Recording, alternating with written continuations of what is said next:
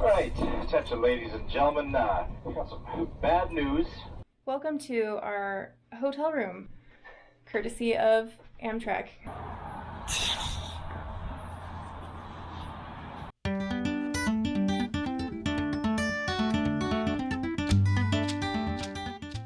Welcome to our hotel room, where we will be spending the night, courtesy of Amtrak.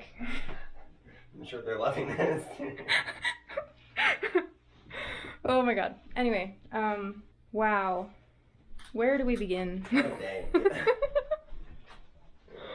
Let's do like a TLDR of this.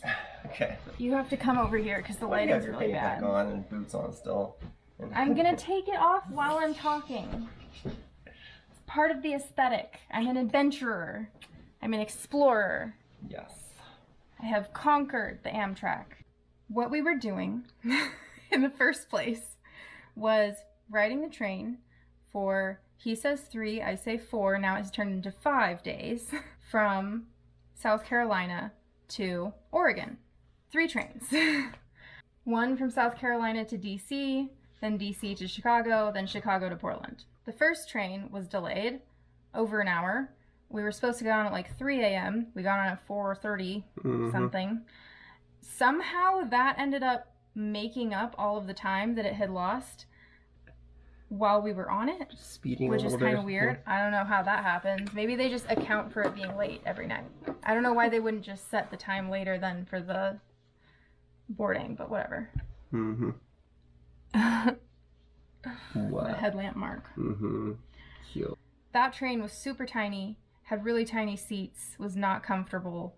Cody took up both seats without hardly trying, and I had to take up the rest. curled up beside him, perched on my seat. And you cradled me as I slept. Yeah. For a few hours. Yep. And I did not sleep. And then Cody somehow managed to get food poisoning from leaving his Subway sandwich out too long, we assume. I think I just ate too much too late. I felt sick. And we were stressed and... Yeah, anxiety and too much food. Yeah, so then we made it to DC. First of all, we did record this. DC is sketchy. Bad juju, from what I've seen. There's very little of it that I've seen. Mm-hmm. And it wasn't showing the gate or the track number or anything. Wasn't showing. Finally, like right as or slightly after it was supposed to be the actual boarding time, and it didn't say delayed or anything on the screen. It said, they put up a whole announcement that it was delayed, it didn't say how much, and that they would give us more information when they had it. They said that same announcement for 2 hours while we're all just sitting waiting. If they had even said, oh, it's gonna be at least an hour, we could have gone and done something else. But no, we were just sitting updated there. every few minutes. Yeah. And then we finally boarded. Did anything else spectacular happen on that train? I don't think so. I fed cute squirrels. That was before the train. I know. We have footage of that. They'll see that. Yes. Yes, adorable squirrels. You're so cute. Cute squirrels. Yeah. So we got to Chicago. Slept next to each other in the coach seats. Not very comfortable, but these seats were at least better on the DC to Chicago train. They're like 20% acceptable. Yeah. In my opinion. They were better. They were better. Not great. And we chatted with the conductor and the snack car guy, and they said that the reason that the train was delayed was they found out that one of the sleeper cars' bathrooms didn't work, or electricity didn't work, or something. So they had to replace the sleeper car. Like, get another sleeper car in and replace it. So that'll cause a little delay. So they delayed it 2 hours. Which, that delay, as frustrating as it was, wasn't that big of a deal because the layover that we had in Chicago was going to be 5 hours anyway. So it just took up the slack at a different location. Yeah, so then we had a 3-hour layover instead. Whatever, no big deal. We got on the train in Chicago on time. We get to one stop this wasn't Amtrak's fault. There was a cargo train that had derailed and fallen off. And caught fire. That was super dramatic. So they couldn't like go past that at that point. So they put everybody up in a hotel and they were getting on our train. It was the next day for them. So they, like 150 people extra got on our train, which actually didn't fill it up as much as I was expecting. At the beginning of that train, they told us that the train was going to be full, so all single people had to make sure they didn't have luggage like next to them, taking up a seat. But apparently they had been waiting a day. Basically 24 hours? Yeah. Did anything else exciting happen? That night, last night, was when you figured out our new... The secret sleeping situation. Better sleeping situation. So there was a guy that was running the train that, according to his word, was homeless. And I got this idea from him. He was actually laying across these 3 kind of semicircular seats that had a little table piece between them. It was in the viewing car. Yeah, in the viewing... Observatory or... Observation car. Observation car. Yeah. Yep. 3 seats with a table between 2 of them. Yeah. And he was sleeping across it. So I said, as terrible as that looks, it looks like an improvement on the other sleeping options here. So I gave it a try, and it was probably 50% acceptable instead of 20% acceptable. And we both got way better sleep because I stayed in our seats and I was able to put the footrests up and curl up on basically the size of a giant dog bed. And that was way more comfortable. I have to sleep on my side, or at least fall asleep on my side. So I couldn't sleep at all when I was trying to sit next to you, partially elevated, and I had to be on my back. Just did not work. But anyway, so we figured that out, and we were really excited that we were going to get 2 good nights of sleep in a row because he was going to do the same thing tonight. And then we met these really cool people who we were talking to on the train. They were in a sleeper car. Pretty soon after that, we were sitting. I wanted to play The Sims. The electricity on one side of the train car wouldn't work in the viewing car, which is the only place that I can do it because I have to use my mouse. I was just sitting waiting for my computer to charge at my seat so I could go back to the table and play my game. And then the announcement comes over the loudspeaker. Right, attention ladies and gentlemen, we got some bad news. From a very, very panicked sounding dude. He sounded like he was terrified to tell us the news. You're gonna come up there and personally beat him instead. Yeah. So don't worry, we're not gonna hurt the messenger. So, I mean, some people wanted to, but they were less rational than us. Some people were being really mean about it. Anyway, that's later. So the announcement. Due to a critical bridge failure at Sandpoint, Idaho, there's a trestle that goes across the lake right there. They're telling me there's a critical problem with the bridge. Due to that problem, we're not going to be able to run this train over that bridge. So what we're going to be doing once we get into Whitefish, Montana tonight, they are working on getting buses right now. There's going to be a bus bridge that's going to be running between Whitefish, Montana and Spokane, Washington. We all get off the train, and Cody and I are helping everybody holding our headlamps up, so because there was no light anywhere. No, there was lights. They just kept flashing on and off. Okay. They were strobing useless. There was no consistent lighting. Yeah. So we were all trying to help each other with what lights we had, and it gets down to the very bottom, and our bags are not there. She's like, "Oh, I took some off over here." I go around and look. It's not. They're not here, and there's a whole bunch of people, like 10 of us, I would say, 10 to 15 people that are all standing there looking more and that more are missing at least one piece of checked luggage.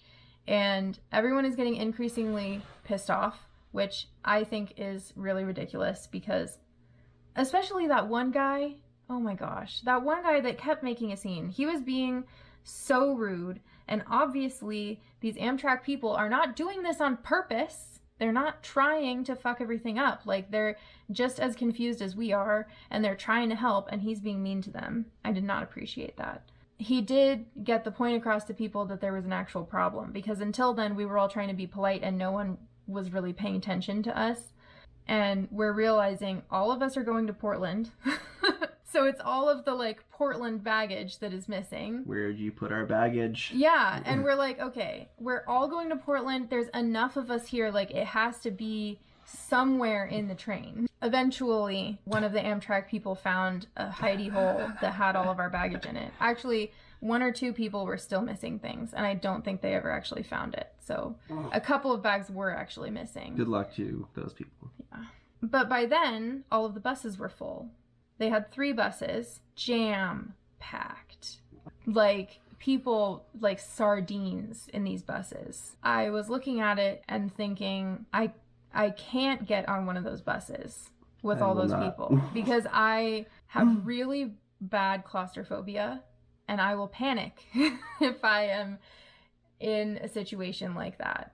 Also, everybody who was in a wheelchair wasn't able to get on a bus because they didn't have any ADA buses. They didn't have any wheelchair lifts or anything for the buses. So they were automatically going to get hotel rooms for the night and get on the train the next day. And then there were like all the Portland people left. Handful of Portland stragglers. Yeah, like 10, 15 people left that didn't fit on the bus, including us. They ended up giving us hotel rooms as well, and we'll get on the train tomorrow.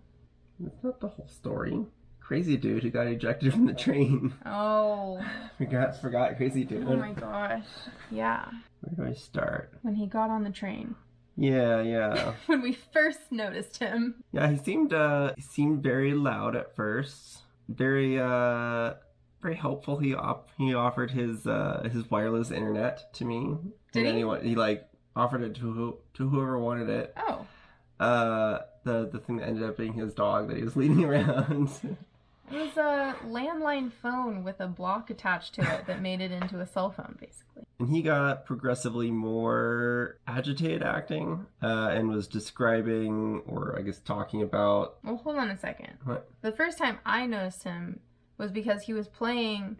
First of all, on the train, it's an actual like written rule. You're supposed to use headphones if you have any kind of music or videos or whatever going on. He was playing Die Antwoord, which is, if you don't know, like very sweary music. There's a lot of swears in the music, and it's all very like very aggressive, raunchy, sexual in a lot of cases music. And nobody said anything to him about it. But we were all thinking it, but whatever. I was expecting one of the employees to walk by and tell him to stop, but somehow every time an employee came by, he was either on the phone, so he had turned his music off, or something like that. So he got progressively more raunchy with his conversations on the phone. Just talking about drugs and sex. And potentially murder plans. Was he? I don't know, you were talking about that. That was at the very end. Oh, okay. That was not on the phone. Oh, that was that? That was a threat. That was just a threat. That was the threat at the end. Originally, I was hearing him talk about not so subtly drug deals that he was doing very loudly. And then he was also talking about something to do with his court date or his parole or something, and when did the arrest happen? Oh, I don't remember, I'll have to look. And it was clearly him that was arrested from the conversation. And he was smoking what looked like cigarettes but weren't cigarettes. Yeah, very loudly talking about how what he was smoking wasn't cigarettes. And then super stealth mode, of course. Oh yeah, super loud. And then the final straw for everyone in the car was he said something like really sexual about a sexual movie, and this lady got up, the lady that was across from us, and was like, "There are children on this car." And then she and these 2 guys went over and were talking to him and telling him knock it off, basically to knock it off. But I think one of them was basically just saying, "I'm gonna go get the conductor over here." And I don't know why he didn't just go get the conductor instead of riling this guy up first. Yeah. Because he, like, cornered him and made him really aggressive. And then he got kicked off the train. And Cody ran away. I thought you were going to stay and watch the chaos. But he got up and immediately, went into the other car. Went to the other side of the window and watched from safety. Yeah. I don't want to get trapped in that. As people are standing up and, trying to deal with this guy. Well, all's well that ends well, and I enjoyed being able to see everything. So. Yeah, I got the recap from you. Yep. So that was before we found out about the delay. After the Minot people were very angry. And I was like, I feel like if everyone had stopped being so angry and just shut up and listen, things would not have been so chaotic. Yes, Amtrak was not doing a great job at organizing all of this, and all of the employees were very stressed, which understandable. You have loads of angry customers. Yeah, but I do not agree with the ways that the customers were handling things. They were getting very aggressive with the staff, and that was just uncalled for. Like, we're all in a stressful situation. They're on this train too. Like, they're also stranded in wherever the heck we are. Whitefish, Montana. We're in Whitefish, Mm-hmm. Montana. Was it you that asked how big the city is? No, that's a woman in front of us. 7,000 people in this city. Anyway, that's the recap. I'm going to take a shower. I haven't showered in what feels like weeks, but it's only been days. I'm also really hungry. Yeah, we could, might be able to run outside and grab some food. Yeah. See you tomorrow.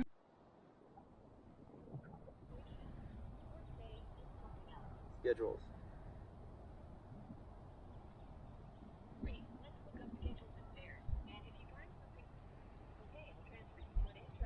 Come on, show us your moves. Oh, the Tweety Bird. Here.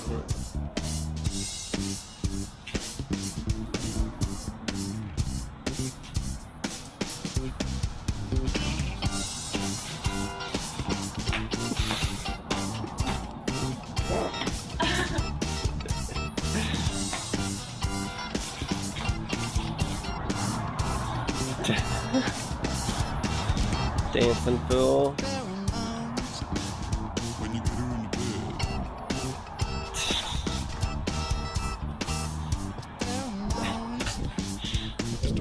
Uh-huh. Pheromones and I'm Jones and for the sound I found it sexy. She's next to me and I can't get her out of my head.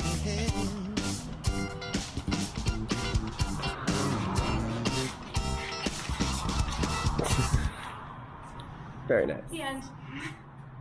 For now, my side hurts. Yeah, yeah, and the side can't. Yeah.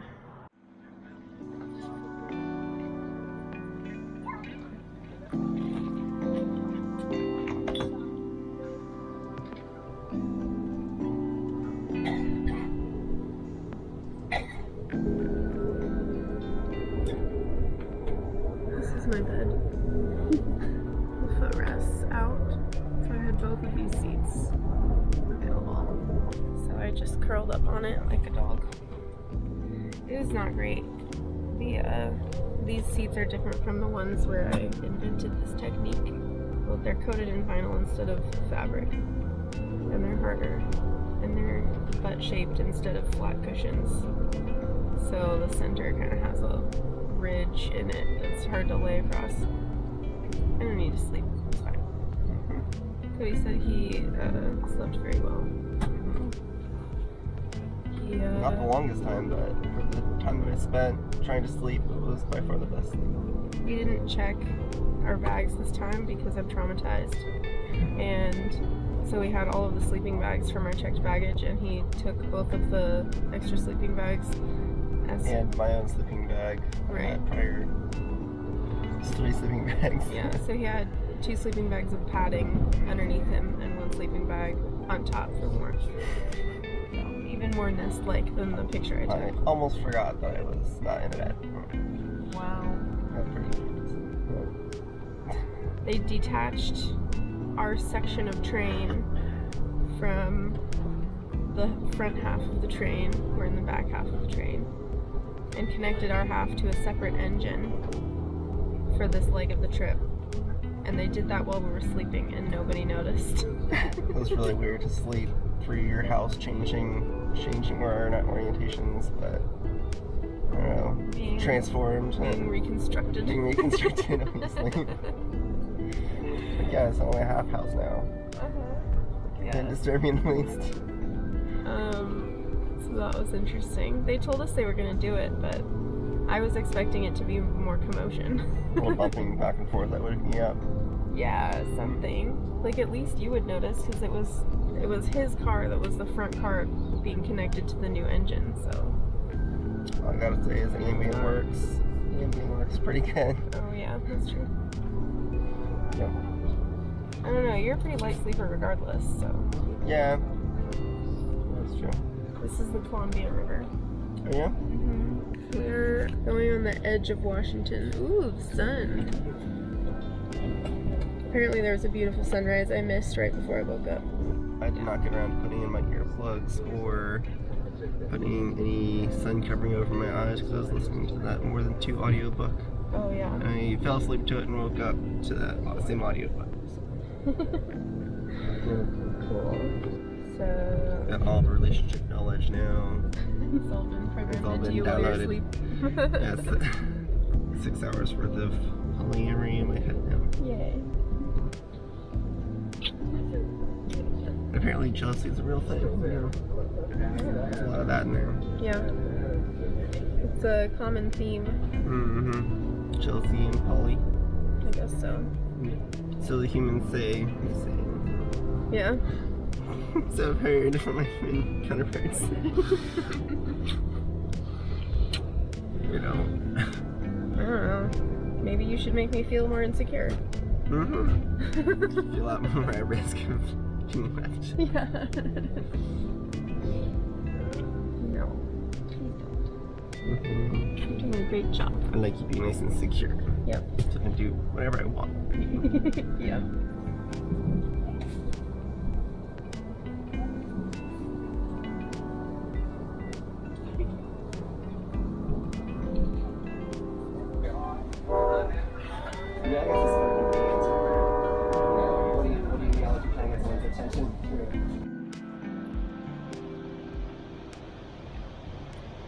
Tasty? Really good. Mm-hmm. Really good. Apparently they test all of these tuna individually for to make sure that they're below a certain level of mercury. How fancy. Fanciest cat food ever. Mm-hmm. Fancy feast. It's a good start.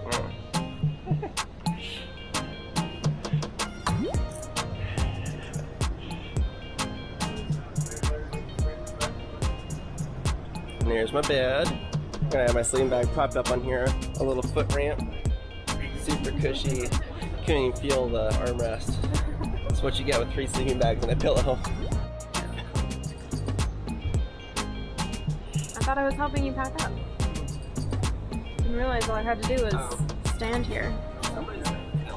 I suppose. Or not, whatever.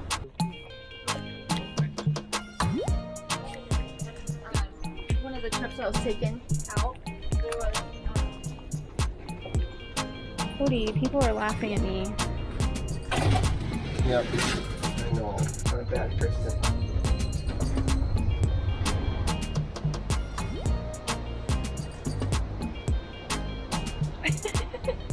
So, how was the train trip? Long.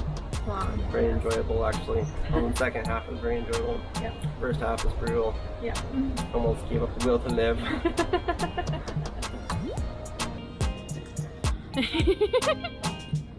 Do you want me to hook your sleeping bag onto your backpack? You look like such a traveler.